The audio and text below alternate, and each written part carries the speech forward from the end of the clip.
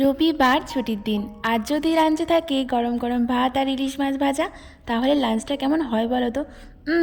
আমার না বলতে গিয়েই জিভে জল চলে আসছে। আমার বাড়িতে আমার মা ইলিশ মাছ সব থেকে বেশি পছন্দ করে।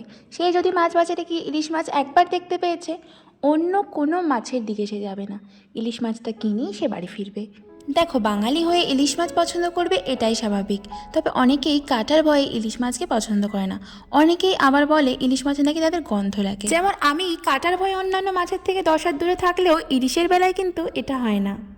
আর বাকি রইল ইলিশের গন্ধ। আমার তো মনে হয় ইলিশ মাছের এই গন্ধটাই হচ্ছে ইলিশের বিশেষত্ব, যেটা আমার পার্সোনালি খুব পছন্দের। আচ্ছা, তোমরা কারা কারা ইলিশ মাছ পছন্দ করো অবশ্যই কিন্তু কমেন্টে জানিও। যারা পছন্দ করো একটা করে রেড হার্ট দিয়ে যেও। আগের একটা ভিডিওতে ইলিশ মাছের সহজ একটা রেসিপি তোমাদের সাথে শেয়ার করেছি, অনেকেই দেখেছো, তাদেরকে থ্যাংক ইউ। যারা দেখোনি চটপট গিয়ে দেখে এসো। আর এরকম ভিডিও পেতে আমার চ্যানেলটাকে সাবস্ক্রাইব করো। বাই।